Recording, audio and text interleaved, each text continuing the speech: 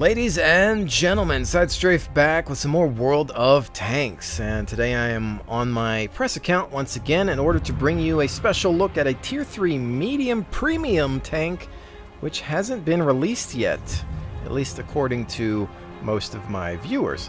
Now, this is something that I'm definitely going to mispronounce, and I apologize ahead of time, but we're looking at the Grotraktor by Krupp company, and I really do try to pronounce things correctly, but even with Bismarck helping me out, just not able to pull it off. Anyways, I believe the literal translation is big tractor, and this is something that I'm not really familiar with, so we're going to start out with some garage talk and then go ahead and move into some gameplay footage. But let's start out on the research page. Now, the vehicle details. This experimental combat vehicle was developed by the Krupp company as a medium tank. By 1929, two prototypes were manufactured from non-armor steel. They underwent trials in the Soviet Union from 1930 through 1933. The trials revealed multiple faults, and the vehicle never saw service. However, the results of vehicle development were later used by German engineers. Okay, so going to go ahead and open up some more vehicle details here for you so you can see all the statistics. And let's go through these components. So you're going to have a short barrel L24 75mm gun, 10.91 rounds a minute. Average penetration with respective ammunition, 43, 87, 38, 110, 110, 175 as far as damage, 0.55 dispersion at 100 meters, 2.2 aim time, 780 kilogram weight. Your turret, as you can also see on the left, 14 millimeters of frontal, slightly sloped armor, 8 side and rear, 41 traverse speed, 330 view range. FUG 6 radio, 345 signal range. You've got a BMW VA with 250 horsepower, and your tracks are going to allow you to traverse 36 degrees a second. You can see here that you've got 320 hit points. Your speed is actually 44 kilometers an hour, which is not bad, actually. It is a weird-looking tank. It's really long. You'd think that it would be slow, but in a straight line, not bad. It's able to hit that 44 pretty quickly. I will tell you that it does suffer on turns. You're not going to be able to do anything tight there. So that 36 traverse is there to help you out a little bit. Not amazing, but it gets the job done. Configuration, there we've already taken a look at that. Lots of crew. You can see commander, gunner, driver, radio operator, and 2 loaders, probably accounting for somebody on the rear turret as well. So let's go back to the garage and analyze the model. So from the front, you can see that we have an extreme slope here and some curvature on the middle, which might promote bouncing against lower caliber weapons. But again, 14 millimeters, which might only be measured here for all we know. Not sure about the rest of the tank. More often than not in World of Tanks, a lot of the armor measurements are only at one portion. For the most part, sometimes it's at the seam or the middle portion of the armor there where the upper glacis meets the lower. So I'm not sure, but that's most likely. Again, you might be able to promote a bounce here, but I wouldn't count on it, especially against higher tiers. You will see up to tier 5, and they can pretty much shoot you anywhere. So you're most likely going to want to use this as a side scraper. You can see that you've got a lot of side armor here, really flat, and as you can see, clearly spaced. So I would take advantage of that. Hide as much of this as you can.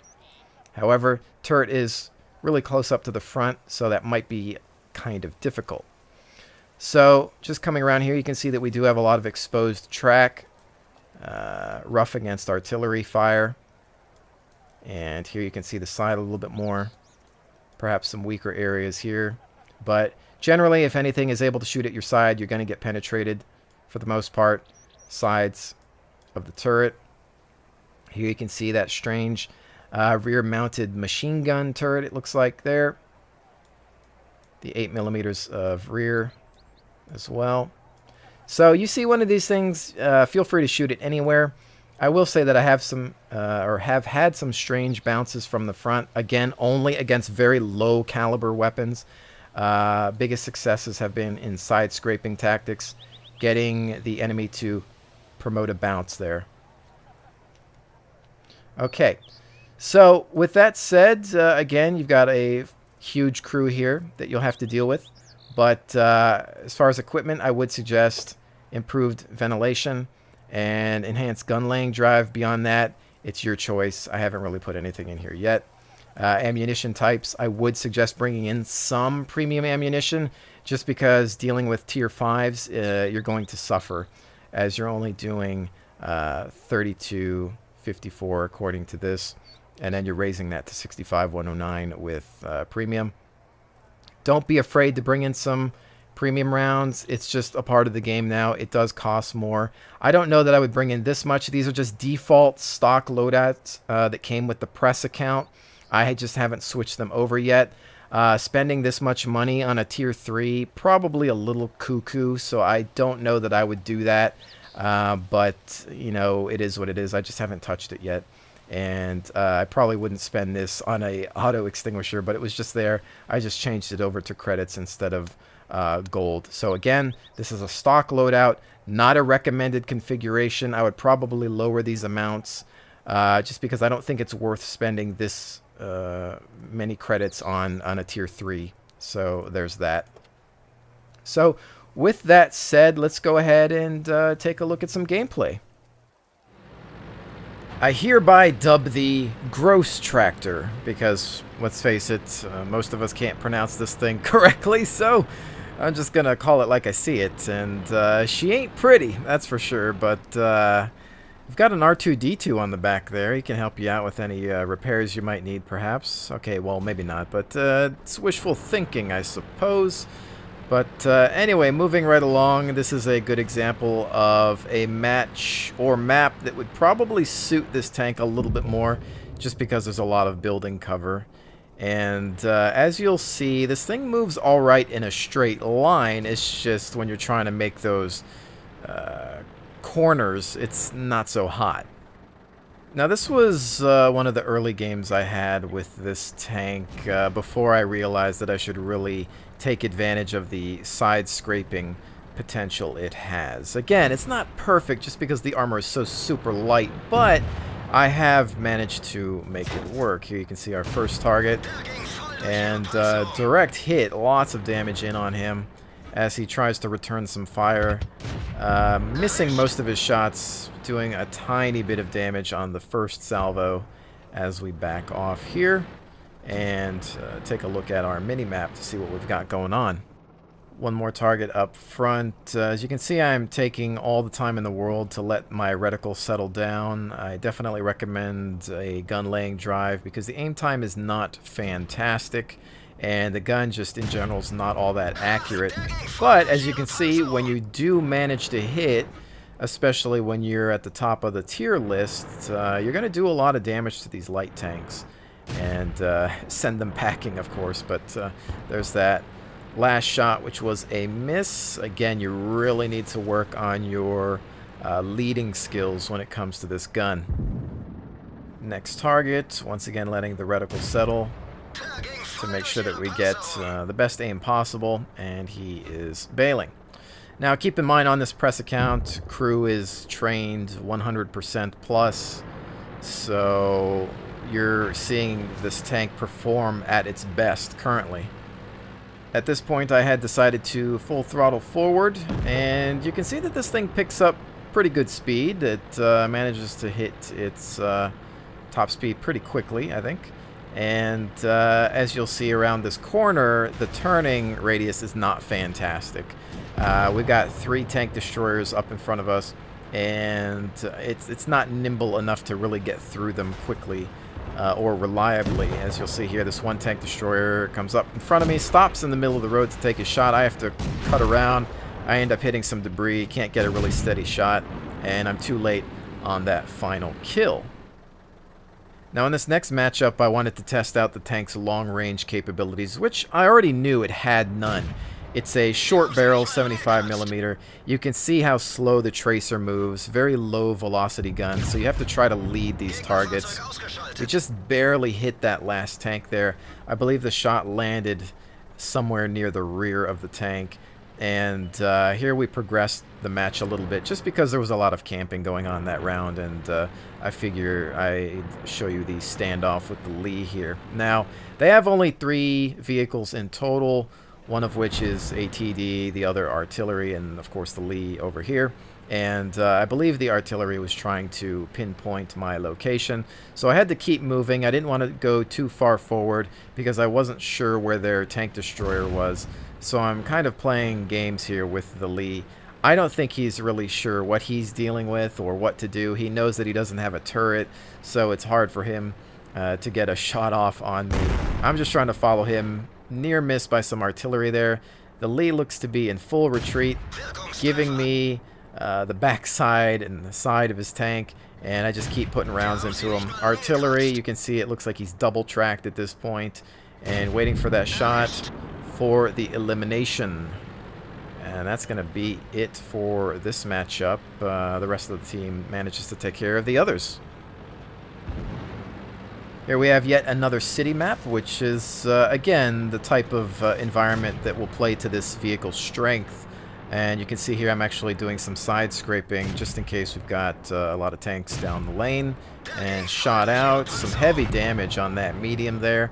I pull back in while I reload. And you can see how this would work and how you should probably use this tank's size and shape. However, again, biggest issue is the turrets closer to the front, and it might make side scraping difficult. Typically, you want a tank where the turret's closer to the middle or the back for the best side scraping potential. Now, at this point, I do have some backup, so I decided to move forward. This lane appeared to be clear for the most part, but sometimes you have to be careful. Often you go down that road and somebody's camping all the way in the back. So I decided to turn into these buildings a little bit more, get some cover. I do notice they still have artillery, so I want to be mindful of that as well. And I'm just playing a bit of peekaboo around here, also watching the mini-map as well, and trying to stick with the rest of the team. I'm thinking that I'd like to go around here and check for some targets. I see a unit in front of me. I decide to pull back, knowing that I don't really want to deal with that T-34 head-on. I am the low man on the totem pole here, not doing so well against tanks of that type, so I decide to stick with the heavier T-14 and back him up if possible. We've also got this T-28, T-14 looking in the other direction. At this point, I start to hear the shots from the T-34. T-28 comes out in the open. I'm hoping to get some shots into him here. That one doesn't make it, and I'm wondering if it's going to pull forward. There it is. Shot into the side. He takes out the T-28. T-14 is exposing his flank to the enemy at this point. We know that the strongest point of the T-14 is the front, and he's not utilizing that, so he's just fighting him with his side armor exposed. I know that I need to flank the T-34 in order to take him out. I am switched over to high explosive anti-tank rounds at this point, mostly because of the tiering, and I haven't really thought about switching back over just because we're in the middle of a firefight here. So T-34 down, but unfortunately the T-14 is also out of action. Had he repositioned his tank to take advantage of the frontal armor and maybe even the cover of the T-28 wreck, he might have at least survived a little bit longer. Pretty close game here, as you can see. At this point, I'm figuring it's best for me to try to hit their base in hopes of luring some of their tanks away from our spawn. I could, of course, try to go for a capture, but it's only me and the M8A1 that are able to do so, and I know that it will just take too long. By the time we get to the flag, they'll report back to us and have us surrounded, as there's not too much cover in that flag area. So I'm deciding to go in, maybe get some kills at least. We've got some Artie that I know is low on health. I figure that I can finish him off. There he is. But we run into this troublesome Matilda, and I'm sure many of you are aware of how tricky their armor can be at times.